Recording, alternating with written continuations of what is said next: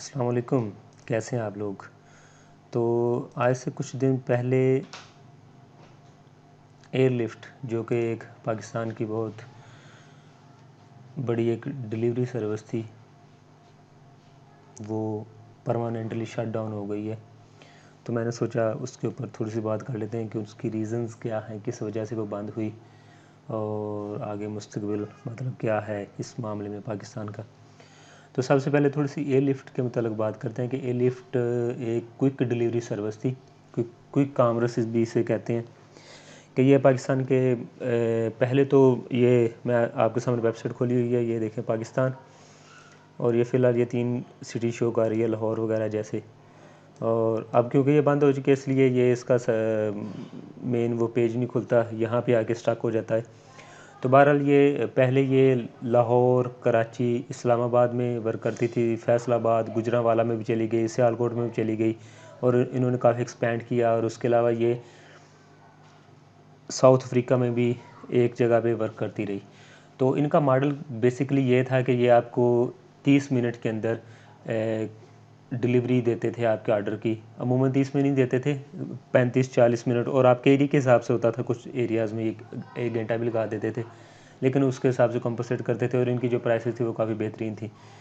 तो लेकिन ये तकरीबन कोई 3 साल के राउंड चलती रही है, और ये आज बंद हो गई। तकरीबन 2-3 दिन पहले, जुलाई, शायद 14 जुलाई या 12 जुलाई को शायद ये बंद हुई है, 12 जुलाई 2022 को।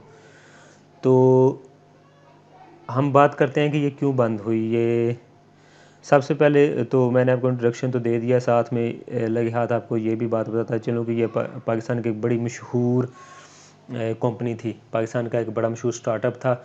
इसने बहुत ज़्यादा बाहर से इन्वेस्टमेंट भी ली थी। एक दफ़ा तकरीबन कमोबेश टोटल जो इन्वेस्टमेंट थी वो 109 मिलियन डॉलर्स, मतलब आप कह लेंगे तकरीबन 10 करोड़ 11 करोड़ डॉलर के करीब इसने टोटल इन्वेस्टमेंट ले ली थी। और एक दफ़ा इन्होंने 85 मिलियन डॉलर यानी कि तकरीबन 8.5 करोड़ डॉलर की इन्वेस्टमेंट ली थी। उसके बाद पीएम जो उस वक्त के पीएम थे इमरान खान, उन्होंने ट्वीट भी किया था एयरलिफ्ट के हवाले से। तो बहरहाल अब बात करते हैं इसके बंद होने की वजूहात कि ये बंद क्यों हुई। तो ये मेरे सामने आप देख सकते हैं। सबसे पहले ये एयरलिफ्ट का एक अपना है जो इन्होंने पेश किया है, अपना एक जो एलामिया जारी किया है, जिसमें उन्होंने बताया कि हमारे बंद होने की क्या वजूहात हैं। सबसे पहले लेते हैं Airlift to shut down operation amidst global recession, कि ये ग्लोबल रिसेशन की वजह से, क्योंकि ग्लोबली रिसेशन चल रही है, इस वजह से ये बंद हुई है। ये देखें यहाँ पे लिखा रहा है कि ये जुलाई 12 को बंद हो जाएगी। और साथ में इन्होंने अपना थोड़ा सा ना अच्छा, दरमियान में आपको ये चीज़ बताता चलूँ कि ये पहले तो बहुत ज़्यादा एक्सपैंड थी, लेकिन पिछले 2 महीने तकरीबन 2 माह पहले इन्होंने अपनी सारी एक्सपेंशन ख़त्म करके ये सिर्फ 3 सिटीज़ में दोबारा वापस आ गए थे। बाकी जब अब एक्सपेंशन ख़त्म कर दी थी, क्योंकि इनके बहुत ज़्यादा अखराजात हो रहे थे, इसलिए तो इन्होंने एक्सपेंशन ख़त्म कर दी है। बहरहाल इनके सामने लिखा हुआ कि वो कह रहे हैं जी पहले हमने अपने आप को रिस्ट्रक्चर करने की कोशिश की है, कि जी पहले हम मार्च में 11 शहरों में थे, बाद में हम सिर्फ 3 शहरों में आ गए जून में। और ये पहले हमारे इतने हमारे कॉरपोरेट लोग एम्प्लॉयज़ थे, बाद में हमने 277 कर दिए, पहले 349 थे। और पहले हमें एक आर्डर के ऊपर तकरीबन $0.07 रिसीव होते थे डिलीवरी फ़ी की सूरत में, बाद में $0.36 जो कि 14% बनते हैं वो रिसीव होने शुरू हो गए। और आगे इन्होंने दूसरा फाइनेंशियल इम्पैक्ट में लिखा है कि ये हमारी प्रॉफिटेबिलिटी जो है वो भी इंक्रीज़ हो गई थी। पहले हमें मतलब जो पहले प्रॉफिटेबिलिटी थी उससे काफ़ी हद तक ना हम बेहतर आ गए थे, और ऐसा ऐसा हमने इन चीज़ों में प्रॉफिटेबल हो जाना था। इसके अलावा मज़ीद वो लिखते हैं जी कि हम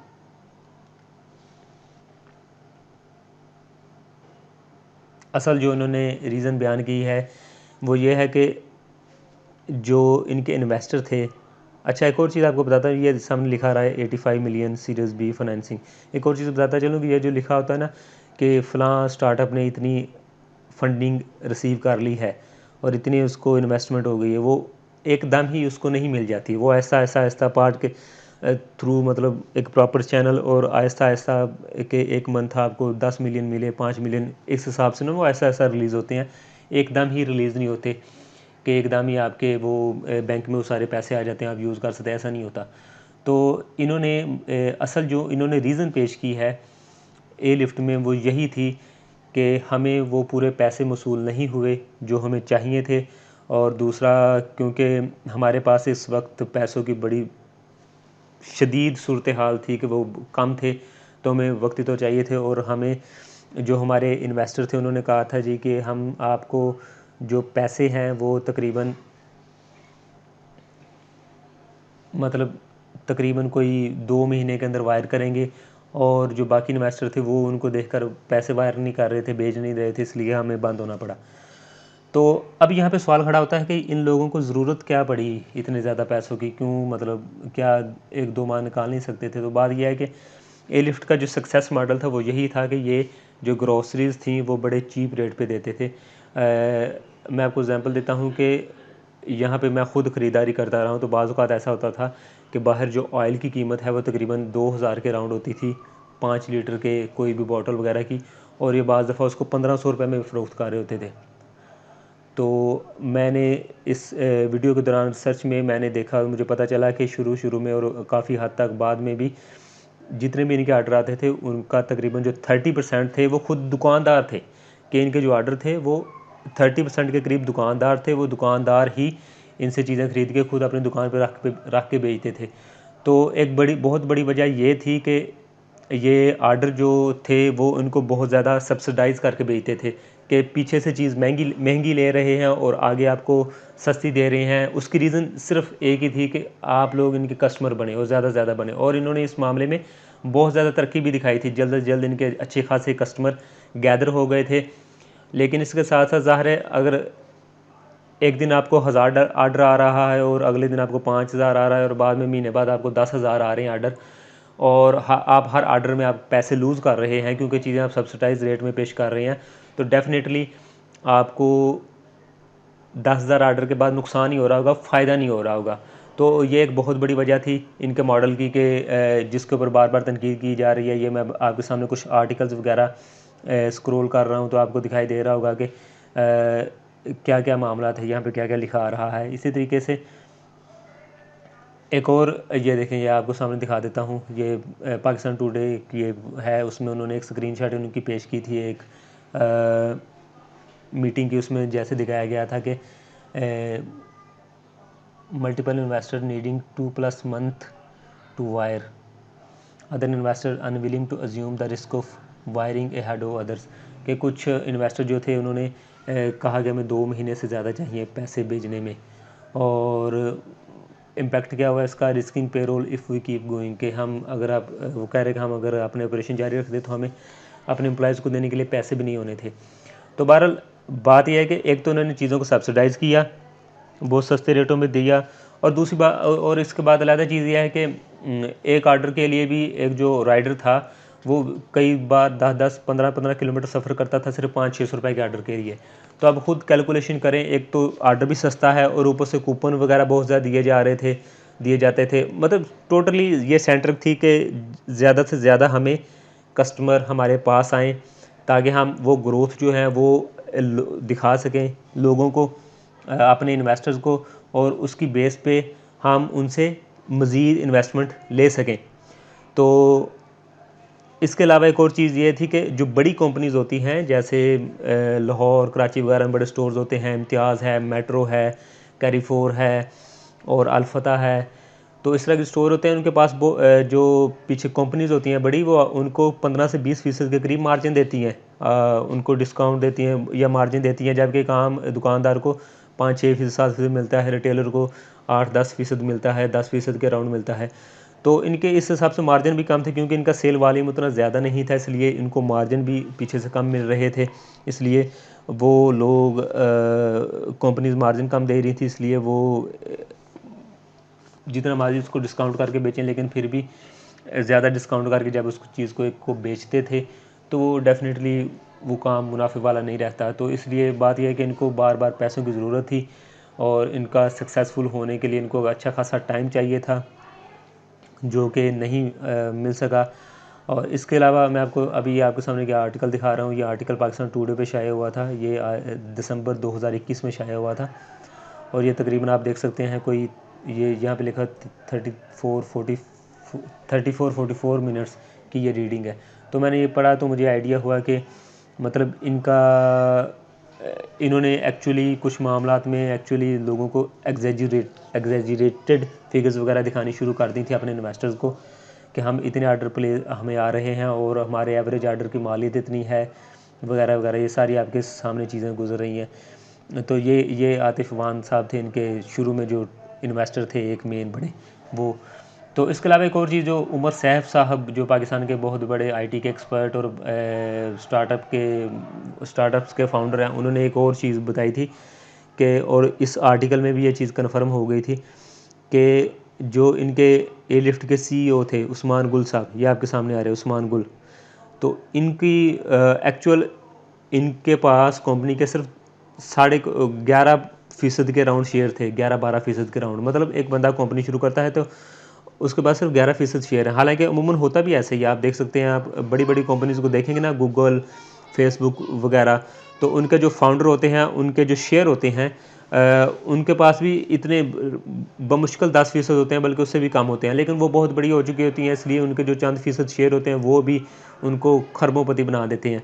तो लेकिन इतनी इनिशियल स्टेज में इतने कम शेयर होना ये भी एक नुकसानदेह चीज़ होती है, क्योंकि जो एक फाउंडर होता है या एक कंपनी जिसने कंसीव की होती है उसका उतना इंटरेस्ट नहीं रहता चलाने में, क्योंकि उसके पास कल को दोबारा अगर फंडिंग लेने के लिए जाना है तो उसके पास इतने ज़्यादा शेयर मौजूद नहीं है कि वो लोगों को बेच सके। वो लोगों को दोबारा क्या चीज़ बेच के फंडिंग लेके आएगा।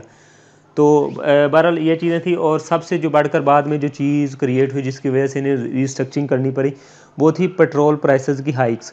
अमूमन पाकिस्तान में कंसिडर किया जा रहा है जब से ये लिफ्ट की खबर आई है कि जी शायद पेट्रोल की प्राइसेस की वजह से ये सारा काम हुआ। पेट्रोल की प्राइसेस ने ज़रूर एक जल्दी पे तेल का काम किया है, लेकिन वो मेन रीज़न नहीं थी। मेन रीज़न यही थी कि एयर लिफ्ट को पैसों की ज़रूरत थी, और जब पेट्रोल प्राइसेस हाइक हुई तो फिर इनके खर्चे मज़ीद ज़्यादा बढ़ गए, डिलीवरी के चार्जेस, क्योंकि सारा काम ही डिलीवरी के ऊपर है।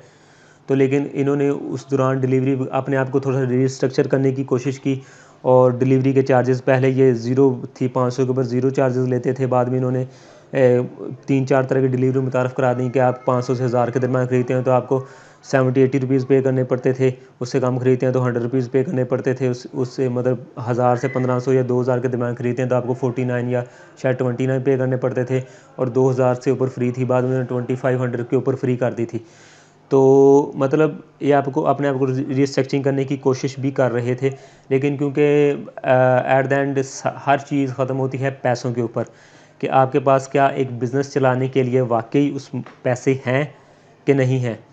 तो जब तक आपके पास वो एसेंशियल कैपिटल नहीं होगा तो आप बिज़नेस नहीं रन कर सकेंगे, और आपको एक लॉन्ग टर्म के लिए वो चीज़ चाहिए होती है ताकि बाद में जब आपके पास कस्टमर ज़्यादा आ जाएं आप। और एक और चीज़ दरम्यान में मैं बार बार जैसे जैसे याद आ रही है मैं आपको बताता जा रहा हूँ। एक और चीज़ ये थी कि इन्होंने अपनी जो रिस्ट्रक्चरिंग में चीज़ों की कीमतें बढ़ा दी थी, और अच्छी खासी बढ़ा दी थी। पहले एक चीज़ आम मार्केट प्राइस से रीज़नेबल कीमतों में इनके ऊपर मिल जाती थी इनके प्लेटफॉर्म के। बाद में सूरत ये बन गई कि एक चीज़ जो बाहर एक ऑयल जो बाहर 580 रुपये का मिल रहा है वो इनकी वेबसाइट के ऊपर या ऐप के ऊपर 630-40 रुपये में मिल रहा होता था। मतलब इन्होंने इतनी ज़्यादा उसकी कॉस्ट बढ़ा दी थी।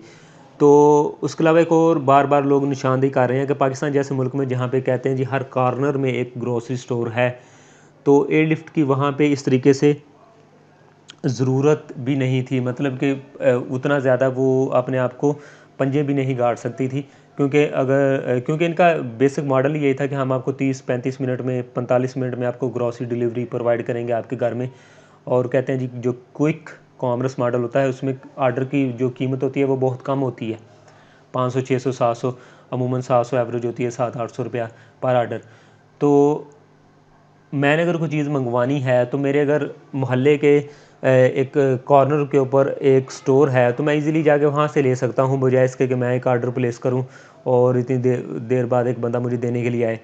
तो ये भी बहुत सारी रीज़न ये भी एक रीज़न में शामिल थी, बहुत सारी रीज़न में जिसकी वजह से ये लिफ्ट को बंद होना पड़ा। बहरहाल इसके बाद असल जो चीज़ कही जा रही है कि क्योंकि ये एक बहुत ही मशहूर हो गई थी कंपनी, और इसके ऊपर अच्छी खासी मतलब हो चुकी थी, बातें हो चुकी थी, और इसे देखा जा रहा था कि पाकिस्तान का पहला सक्सेसफुल यूनिकॉर्न होगा।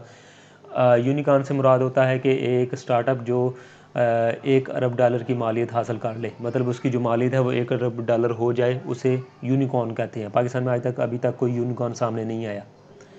तो ए लिफ्ट को पहले यूनिकॉर्न के तौर पर भी देखा जा रहा था, तो लेकिन बहरहाल अनफॉर्चुनेटली इसको बंद होना पड़ा। और इसके बंद होने की वजह से अब मुमकिन असरात क्या हैं, जैसे ये डॉन का आर्टिकल मेरे सामने है, ये सॉरी बिज़नेस स्क्वाडर का आर्टिकल मेरे सामने है। इस तरह एक डॉन का आर्टिकल था, अभी मैं देखने की कोशिश करता हूँ अगर मुझे मिल गया तो। यस, ये है डॉन का। With its poster child Airlift gone, where is Pakistan startup industry headed. इन्होंने बयान करने की कोशिश की है कि अब थोड़ी सी मुश्किल ज़रूर आएंगी कि जो पाकिस्तान की स्टार्टअप इंडस्ट्री है उनको फंडिंग लेने में, बाहर से इन्वेस्टमेंट लेने में, लेकिन टोटली पिक्चर अभी बहुत ज़्यादा मतलब भयानक नहीं बन गई। ये ज़रूर है कि अब लोग हल्के फुल्के ज़्यादा रिसर्च करने की कोशिश करेंगे, थोड़ा सा नए स्टार्टअप में जब वो पैसा लगाने की कोशिश करेंगे तो उस थोड़ा सा वो रिसर्च करेंगे और एक्चुअली देखने की कोशिश करेंगे क्या वाकई वो जो हमें फिगर्स वगैरह जो हमें वो अदाद शुमार बता रहे हैं वाकई वो उसके ऊपर पूरे उतरते हैं कि नहीं।